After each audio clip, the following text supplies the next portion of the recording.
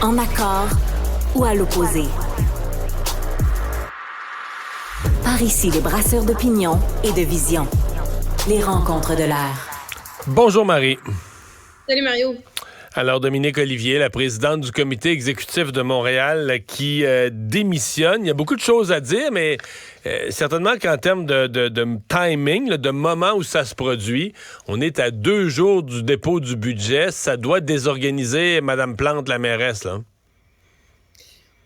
Ben écoute, là, elle avait 2 choix, tu sais, soit être désorganisée, soit son budget est déposé mercredi avec à ses côtés quelqu'un qui a plus vraiment la crédibilité de le déposer. Ouais. Moi, je pense que c'est un petit peu le calcul qui a dû être fait. Là. Je vois mal comment Dominique Olivier, déjà honnêtement, là, qu'elle ait réussi à surfer pendant 10 jours de controverse. Ça y a pris du temps là à réagir puis à dire ouais, finalement, il faudrait peut-être que je rende ma démission. Tu sais, 10 jours de controverse, c'est très, très long. Madame Plante, elle a eu l'occasion de réitérer à plusieurs reprises sa confiance envers Madame Olivier. Mais là, je pense qu'ils ont juste regardé puis ils se sont dit, OK, dans 2 jours, on se présente. On va présenter un budget qui, à mon avis, sent pas très, très bon. Là, on va faire mal. Qu'ils sont en Je pense que ça va faire mal. C'est ce qu'on entend. Là. Je pense que comme Montréalais, on va avoir des hausses significatives et qui vont être douloureuses. Donc là, si tu veux ajouter, tu sais, Mario, là, mon exemple, tu me dis, je le reprends tout le temps. Là. Ça, si tu veux, si Mme Olivier s'était présentée mercredi pour déposer un budget qui fait mal, c'est comme des députés qui se donnent 30% d'augmentation avant d'aller faire une négociation avec le secteur public. Ça n'aurait pas passé. Je pense que ça aurait été... Déjà, ce budget-là va être difficile, à mon avis, à faire avaler aux Montréalais. Mais là, si en plus de ça, il est déposé par quelqu'un qui vient de dépenser 17 000 $ de restaurant à 4 ans, qui a fait des voyages... on va dire quand même assez injustifié pour, en tout cas, qu'elle a de la difficulté à justifier. Écoute, le focus aurait été juste là-dessus. Là. Ouais. J'ai beaucoup de questions, mais commençons par est-ce que ça règle le cas de l'Office? Parce que tout à l'heure, plus tôt, là, ici à Cube Radio, j'ai parlé au chef de l'opposition à l'Hôtel de Ville. Il dit pas du tout. Les 2 personnes qui sont là, leur sort n'est pas réglé. Et la mairesse a dit tout à l'heure de l'actuelle administration de l'Office qu'il n'avait plus la confiance du Conseil de Ville. Bien, ça règle pas le problème parce qu'effectivement, tu sais, la présidente actuelle, donc Mme Olivier qui vient de démissionner, elle était présidente de l'exécutif, elle était avant à l'OCPM, mais là, l'actuelle présidente, qui elle aussi, là, ça a pris vraiment beaucoup de temps avant qu'on l'entende dans toute cette controverse-là, qui a fini par livrer des excuses minables, là. J'ai pas d'autre mot que ça, là, Mario, de dire ah oups, tu sais, j'ai pas fait exprès d'aller au restaurant puis d'utiliser l'argent des contribuables pour me payer de l'argent. Je sais pas. Tu sais, j'ai trouvé ça comme vraiment comme pas très solide comme gestion de crise, mais écoute, je veux dire, je vois pas comment elle peut rester en poste. Je pense qu'elle va. En tout cas, si elle passe pas par une démission, il va falloir qu'elle arrive avec quelque chose de beaucoup plus solide puis de beaucoup plus rigoureux. Parce qu'elle a dit, on va revoir les façons de faire. OK, donc il a fallu qu'il y ait une enquête du journal, du bureau d'enquête. Il a fallu que ça sorte publiquement pour que tu te rendes compte qu'il y avait ce genre de dépenses-là qui avait été fait au sein de l'Office. C'est particulier, ça. Ouais. Et là... le remplaçant, M. Rabouin, Luc Rabouin, parce qu'il a été nommé tout de suite. La mairesse a fait une conférence de presse 1 heure après Dominique Olivier, a annoncé un nouveau président du comité exécutif pour la remplacer. Luc Rabouin, lui, comme disait l'autre, ça va commencer raide son mandat. Ça va commencer raide. En même temps, c'est le maire du plateau Mont-Royal, donc je pense qu'il y a des petites accointances, au moins, je vais dire idéologiques, avec Valérie Plante sur différents dossiers. Sur tout ce qui est transport collectif. Tu sais, je pense que c'est pas pour rien qu'il est allé le chercher, là. C'est dans la digne lignée qu'a été Luc Ferrandez à l'époque aussi. Il avait appuyé d'ailleurs monsieur Rabouin. Donc, tout ce qui est transport collectif, piste cyclable, il vient de changer encore un bout de la rue Laurier qui avait pas été changé en sens unique. Il l'a fait dernièrement, justement. Donc, c'est vraiment dans la philosophie de Madame Plante. Mais c'est sûr que ça va commencer. Je veux dire, c'est une grosse responsabilité, le président de l'exécutif.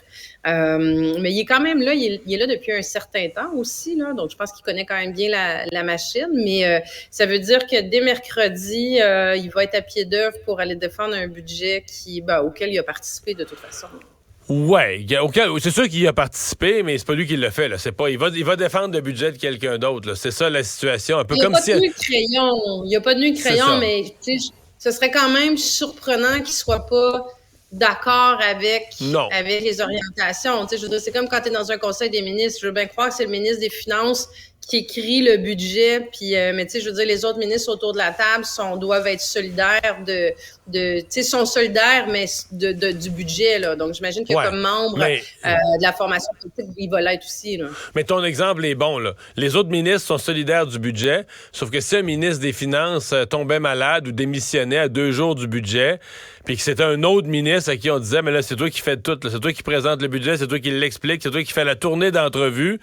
Je dis pas qu'il serait pas capable, mais ça serait comme wow, là, c'est toute une bouchée, c'est toute une grosse bouchée à avaler en peu de temps, là. Ça va être une grosse bouchée, mais tu sais, encore là, je serais pas surprise que ce soit Valérie Plante peut-être qui prenne la pôle là-dessus. Tu sais, dans 2 jours, est-ce que c'est vraiment la bonne chose à faire que de dire à Luc Rabouin? Après, c'est peut-être une stratégie de dire à Luc Rabouin, écoute, va faire une tournée d'entrevue puis dis que tu viens d'arriver en poste. Ouais. Ça va être pardonnable. Donc, tu vas revenir avec... ça, c'est comme mettre un comité sur place, Mario. Mets un comité sur place, d'ici dans 6 mois, tu vas avoir des conclusions, je vais pouvoir vous revenir. Mais là, je viens juste d'arriver en poste, vous comprenez que je vais répondre aux questions auxquelles je peux répondre. Tu sais, il peut jouer là-dessus aussi. Ce ne sera pas très habile, là. Je pense que Mme Plante, la connaissant, va faire... normalement, elle a l'habitude de faire face à la musique, là. Mais c'est vraiment pas un bon contexte pour elle, tu sais. Puis elle avait tu sais, il y a eu un sondage la semaine dernière ou il y a 2 semaines, le temps m'échappe, où le taux de satisfaction demeurait somme toute quand même assez positif, même si les gens voulaient changer. Mais ça vient y mettre beaucoup d'aide dans le plomb. Tu sais, ça, c'est le genre d'éléments sur la probité, l'intégrité, la gestion des dépenses. Ouais. Je te pose la question, est-ce que la mairesse Plante est vraiment si éclaboussée? Je me posais la question ce matin, puis j'avais de la misère à y répondre. C'est en marge de son administration, dans un office, mais... Tu sais, mettons, t'écoutais les reportages sur l'Office de consultation publique, t'avais pas la mairesse tout le temps à la TV dans le reportage, là, mais il y avait sa présidente de comité exécutif, ça a rebondi autour d'elle, sauf que elle, la mairesse Plante, quand elle a parlé du scandale, elle a toujours parlé en termes de demander des comptes, de demander des changements. Est-ce qu'elle est vraiment éclaboussée? Est-ce que ça éclabousse directement ou indirectement son administration? Je me posais la question. C'est sûr qu'elle a vraiment donné sa confiance à Madame Olivier. Donc, peut-être pour des gens qui suivent ça de près, oui. La mémoire est courte et on a tendance à oublier, puis l'élection n'est pas demain matin. Mais honnêtement, probablement pas, Mario, parce que, tu sais, je veux dire, on suit pas de façon générale la politique municipale de très près. Est-ce que ce que Mme Olivier, toute la controverse qu'il y a eu autour de ça, est-ce que c'est pas venu s'ajouter à, les élus se mettent les 2 mains dans le gâteau puis dans les cadeaux. Est-ce que ça vient vraiment, puis c'est quoi l'OCPM? On connaît pas vraiment ça, l'office. Puis, je disais, Mme Olivier, là, 99,9% des gens savaient pas c'était qui il y a 4 jours, puis ils savent pas nécessairement encore c'est quoi son poste puis à qui elle est reliée. Donc, la réponse courte, c'est probablement pas. Probablement pas. Ouais. Les pistes cyclables, puis il y a d'autres dossiers qui vont lui faire plus mal que ça. Ouais. Et Catherine Dorion, l'ancienne députée, là, très, très colorée de Québec solidaire, qui sort un livre très, très dur envers Québec solidaire, envers les médias, avec un sous-entendu que tout le monde l'a empêché, qu'elle a voulu changer la politique, tout le monde l'en a empêché parce que tout le reste, c'est un cirque. Ça t'a impressionné? Bon, écoute, c'est du Catherine Dorion égale à elle-même, je vais te le dire comme ça. Moi, j'ai quand même siégé avec elle durant tout son mandat. Je vais me permettre de l'appeler Catherine. Je devrais être assise à côté de moi à l'Assemblée nationale. Moi, quand elle est arrivée, j'aimais bien cette espèce de côté-là, irrévérencieux, anticonformiste. Je trouve ça le fun que sur 125 élus, ce soit pas toute une copie carbone. C'est intéressant d'avoir des gens qui arrivent de migrants, qui arrivent avec des idées différentes. Elle avait envie de brasser l'institution. Puis, c'est vrai que l'Assemblée nationale, il y a même des éléments qui peuvent être dépoussiérés. Puis, à chaque législature, il y a des éléments, qui sont changés. Regarde les crédits budgétaires avant, là, il y avait des interventions fleuves de la partie gouvernementale. Ça a été coupé. Il y a plein de choses comme ça qui ont besoin d'être modernisées puis qui sont bougées. sais, puis elle a mis de l'avant justement tout ce côté-là, le formalisme, le moule, les traditions de l'Assemblée nationale. Mais le bout où moi, j'ai vraiment décroché, c'est son discours qui est devenu beaucoup plus anarchiste. Elle a pris une posture où là, tu sais, je la cite, là, elle était à l'Assemblée nationale, moi je l'ai entendu faire ces discours-là plusieurs fois en disant « je crois pas au système, il faut démolir le système ». Moi, j'ai vraiment décroché là parce que, tu sais, je me dis « Hey, fille, t'as décidé d'être députée. T'en fais partie du système. T'en fais partie de l'institution. T'en fais pas juste partie de l'institution. C'est toi, l'institution. Tu fais partie des 125 personnes qui ont le privilège d'être députées. Donc, j'ai de la misère avec ce discours-là. Puis, à un moment donné, je me suis dit, hey, lâche tes pancartes, puis sers-toi de la position que t'as, puis utilise-la pour changer les choses. Donc, mais c'est ça, mais Marie, je t'arrête sur cette expression-là, changer les choses. Parce que j'ai trouvé que quand elle a annoncé son départ, il y a notre collègue Antoine Robitaille qui avait écrit dans le journal un texte très fort sur qu'on sait pas vraiment qu'est-ce qu'elle veut changer. Tu sais, le coton ouaté, le style, la forme. On veut amener de la poésie en politique. Toutes des affaires de forme puis de style. Mais qu'est-ce que... Mettons, Manon Massé, tu me demandes, on sait ce qu'elle veut changer pour les pauvres, tu sais, c'est clair, c'est précis, de la manière, pas dire qu'elle a raison sur tout, mais la façon qu'elle veut aider le monde. Mais Catherine Dorion, puis quand elle dit on m'a empêché de faire, là, tout le système m'a empêché, mais serais-tu capable de dire de quoi elle a été empêchée? Qu'est-ce qu'elle aurait voulu? Mario, elle a été empêchée de rien jusqu'à sa tenue vestimentaire. Écoute, je me rappelle du discours fleuve qu'avait fait le président de l'époque, François Paradis, où il nous avait exposé le style vestimentaire. Tout le monde qui était là s'en rappelle à l'époque, les journalistes. Écoute, c'était d'une platitude. On avait fait le tour de tous les parlements dans son discours où il nous parlait des kilts en Écosse. D'un ennui pour dire finalement, ben écoutez, je prends pas de décision, puis c'est à vous de vous gouverner puis de vous habiller comme vous voulez. En gros, c'était un peu finalement, ça. Finalement, elle a pu mettre ses Doc Martens sur son coton ouaté, puis c'est la seule chose dont on se souvient qu'elle ait vraiment fait quelque chose. Mais tu sais, Catherine Dorion, c'est ça, c'est qu'elle a, moi, au niveau de ce qu'elle voulait faire, je le sais pas. Tu sais, elle a fait des puis tu sais, c'est une fille brillante, elle est articulée, elle parle bien, elle a fait des discours magnifique. Honnêtement, dans les plus beaux discours que j'ai entendus à l'Assemblée nationale, les plus belles prises de parole, elle est vraiment, vraiment dans mon top 2, là. Mais elle avait tendance, si tu veux, tout le temps à tester des limites, tu sais, juste de la provoque pour de la provoque pour de la provoque. Mais c'est quoi? Ça sert à quoi? C'est quoi ton objectif? C'est quoi que tu veux faire avec ça? C'est quoi que tu veux faire bouger? Donc, ça devenait un peu le Catherine Dorion show. Ce dans quoi on est encore aujourd'hui. Puis là, on est à la veille. Tu sais, oh, quel adon! On est à la veille du Congrès national de Québec solidaire. Puis là, ben, on est encore dans un Catherine Dorion show où là, elle tape sur à peu près tout, Gabrielle Nadeau-Dubois, Québec solidaire et tout. Encore là, je trouve, tu sais, je peux pas m'empêcher de trouver que c'est un drôle de timing pour sortir ce livre-là dans le contexte. Ouais.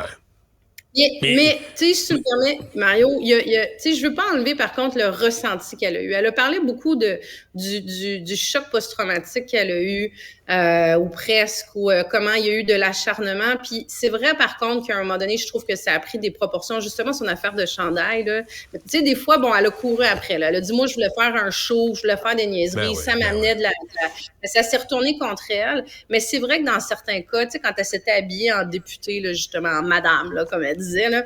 Puis c'était un beau clin d'œil, là. C'était pour l'Halloween. Ça, c'était juste drôle. Mais c'était drôle, mais écoute, il y a eu une plainte qui a été déposée contre elle à l'Assemblée nationale. Tu sais, il y a un moment donné où ça a pris des proportions où je comprends qu'elle a pu être ébranlée par tout ça, à dire « wow, OK ». Donc, à chaque fois que je fais quelque chose, ça devient... Elle est comme devenue un paratonnerre, tu sais. Donc, il y a une portion d'elle où je peux comprendre qu'elle a trouvé ça difficile, mais j'ai pas compris ce qu'elle est venue faire, honnêtement, comme députée. J'ai pas compris c'était quoi son objectif. Puis encore aujourd'hui, le même message qu'à l'époque, là. Ouais. Puis tu sais, Marie, j'ai pas parlé à chaque personne une par une, mais dans Tachereau, ce qui circulait là, pendant son mandat, des organismes, des gens de terrain, des gens qui ont besoin du député pour toutes sortes de petites affaires, une subvention, une aide pour ceci, cela.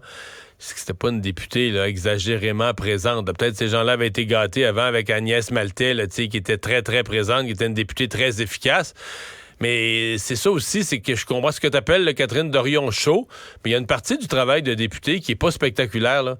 Faut que tu t'occupes de tes affaires, faut que tu t'occupes de ton monde, faut que tu le fasses dans ton bureau. Le soir, faut que tu étudies des projets de loi article par article. C'est pas... un législateur, ça fait c'est partie pas tout glamour, là, c'est ça.